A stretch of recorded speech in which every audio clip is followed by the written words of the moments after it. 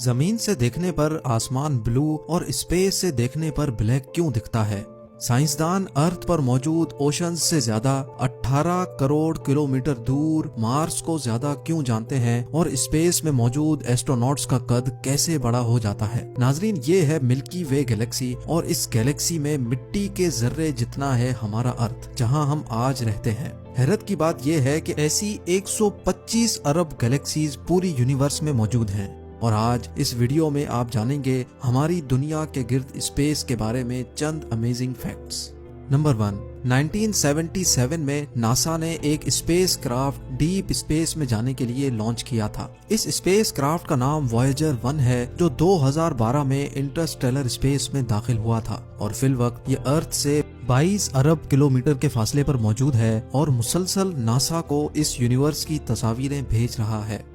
Number 2, अर्थ में तो हम रोजाना एक चांद देखते हैं, लेकिन हमारे सोलर सिस्टम में एक प्लेनेट ऐसा भी है जिसके टोटल 79 चांद हैं। जी हाँ, जुपिटर जो अर्थ से 907 मिलियन किलोमीटर दूर है, उसके टोटल 79 मून्स हैं। मर्क्यूरी और वीनस हमारे सोलर सिस्टम में वाहिद ऐसे प्लैनेट्स हैं जिनके पास एक भी चांद मौजूद नहीं। नंबर 3, साइंस के मुताबिक अर्थ पर इंसान आज से 50 लाख साल पहले आया था, लेकिन हमारा सोलर सिस्टम इंसान के आने से भी 450 करोड़ साल पुराना है। नंबर 4, माउंट एवरेस्ट हमारी दुनिया का सबसे ऊंचा पहाड़ है, जो दुनिया की सबसे ऊंची बिल्डिंग बुर्ज खलीफा से 10 गुना ज्यादा बड़ा है। लेकिन हैरान कर देने वाली बात यह है कि माउंट एवरेस्ट से भी 3 गुना ज्यादा बड़ा एक पहाड़ मार्स पर मौजूद है, जो ओलंपस मॉन्स के नाम से जाना जाता है। नंबर 5, लाइट की speed 180 crore kilometre per hour है। अगर कोई चीज इस स्पीड से स्पेस में 1 साल तक ट्रेवल करती रहे और 1 साल बाद वो जितना भी डिस्टेंस तय करेगी, उसको 1 लाइट ईयर बोला जाता है। नंबर 6, हमारा अर्थ मिल्की वे गैलेक्सी का हिस्सा है और ये गैलेक्सी 1,05,700 लाइट ईयर्स जितनी बड़ी है और ऐसी 125 अरब गैलेक्सीज पूरी यूनिवर्स में मौजूद हैं, जिनका अभी तक हमने सुराग लगाया है। नंबर 7, एक अंदाजे के मुताबिक सूरज का वजन अर्थ से 3,30,000 टाइम्स ज्यादा है। नंबर 8, टोटल 11 लोगों ने चांद पर कदम रखा था। नासा के मुताबिक चांद पर उनके जूतों के निशान अभी तक मौजूद हैं और कभी भी नहीं मिटेंगे, क्योंकि चांद पर हवा मौजूद ही नहीं है जो निशानात को मिटा सके। नंबर 9, अगर किसी इंसान का वजन जमीन पर 80 केजी है तो मार्स पर जाने के बाद उसका वजन 60% कम यानी सिर्फ 48 केजी रह जाएगा, क्योंकि मार्स पर अर्थ के मुकाबले में कम ग्रेविटी है। नंबर 10, अर्थ पर एक दिन पूरे 24 आवर्स का होता है, लेकिन मार्स पर एक दिन 24 आवर्स 39 मिनट्स और 35 सेकंड्स का होता है। इसी तरह अर्थ पर एक साल 365 डेज का होता है, लेकिन मार्स पर एक साल 687 डेज का होता है। क्योंकि अर्थ के मुकाबले में मार्स सूरज से ज्यादा दूर है, तो उसको सूरज के गिर्द गोल चक्कर लगाने में ज्यादा टाइम लगता है। नंबर 11, चांद का डायामीटर 3,474 किलोमीटर है। इसका मतलब ये है कि अगर चांद अमेरिका में फिट होना चाहे तो आराम से हो सकता है, उसके बावजूद भी अमेरिका में बहुत जगह बच जाएगी। नंबर 12, समंदर में ऊंची लहरें हवा चलने की वजह से नहीं बनती, बल्कि चांद की वजह से बनती हैं, क्योंकि चांद की ग्रेविटी अर्थ पर मौजूद पानी को अपनी तरफ खींचती है।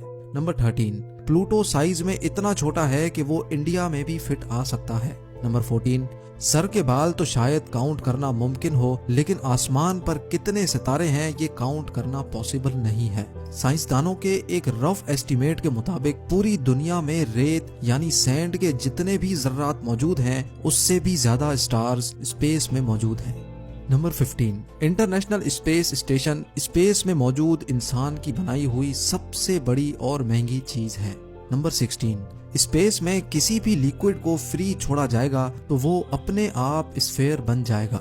नंबर 17, अर्थ पर 3 हिस्से पानी और 1 हिस्सा जमीन का है। अर्थ पर जितना पानी है उसका सिर्फ 5% हम इंसान एक्सप्लोर कर चुके हैं, लेकिन अर्थ से 18 करोड़ किलोमीटर दूर मार्स पर पानी की तलाश में इंसान अभी तक 15 ऑब्जेक्ट्स भेज चुका है। नंबर 18, दुनिया में चाहे कितना बड़ा टेलीस्कोप भी क्यों ना हो, 5% से ज्यादा यूनिवर्स नहीं देख सकता।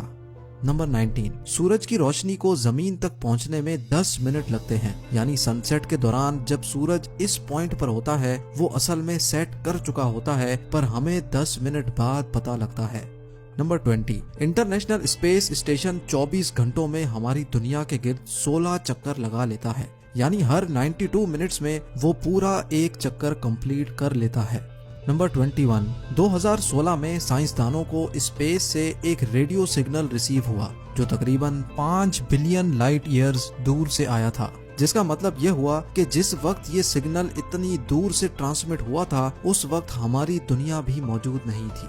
नंबर 22, अर्थ पर हमने आसमान से पानी की बारिश और बर्फ गिरते तो देखी है, लेकिन वीनस पर बारिश सल्फ्यूरिक एसिड की होती है और बर्फ की जगह आसमान से लोहा गिरता है। नंबर 23, स्पेस बिल्कुल खामोश होती है, इतनी खामोश कि स्पेस में एक साथ मौजूद एस्ट्रोनॉट्स को एक दूसरे की आवाज भी नहीं सुनाई दे सकती, क्योंकि आवाज हमारे कानों तक हवा के जरिए आती है जो स्पेस में मौजूद नहीं। नंबर 24, स्पेस में जाते ही एस्ट्रोनॉट्स की हाइट 5 सेंटीमीटर तक बढ़ जाती है, क्योंकि स्पेस में ग्रेविटी ना होने की वजह से इंसान के अंदर मौजूद बोन जॉइंट्स एक्सपेंड हो जाते हैं।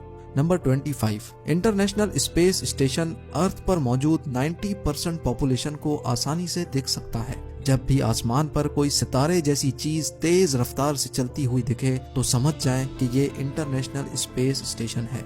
नंबर 26, स्पेस में एस्ट्रोनॉट्स को डकार नहीं आ सकती, क्योंकि ग्रेविटी ना होने की वजह से पेट में मौजूद गैसेस खाने से अलग नहीं हो सकती। इसी तरह ग्रेविटी ना होने की वजह से स्पेस में पेन भी काम नहीं करता। नंबर 27, हर साल चांद हमारी दुनिया से 4 सेंटीमीटर दूर होता जा रहा है। नंबर 28, बेशक अर्थ और मार्स एक ही सूरज शेयर करते हैं, लेकिन अर्थ पर सनसेट ऑरेंज होता है और मार्स पर ब्लू।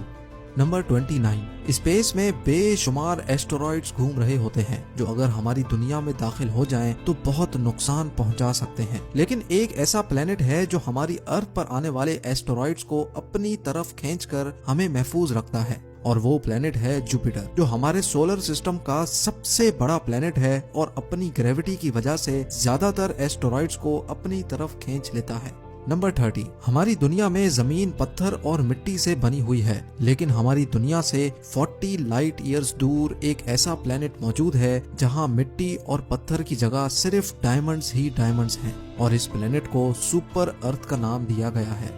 जमीन से देखने पर आसमान ब्लू और स्पेस की पिक्चर्स में ब्लैक दिखता है, क्योंकि लाइट 7 कलर से मिलकर बनी होती है। जब सनलाइट अर्थ के एटमॉस्फेयर में दाखिल होती है तो ब्लू कलर अपनी छोटी वेवलेंथ की वजह से अर्थ के एटमॉस्फेयर में मौजूद गैसेस से टकरा जाता है, जिसकी वजह से ब्लू कलर की लाइट आसमान में फैल जाती है और इस वजह से हमें आसमान ब्लू दिखता है। रात के टाइम पर जब सूरज मौजूद नहीं होता तो हमें आसमान का असल कलर देखने को मिलता है।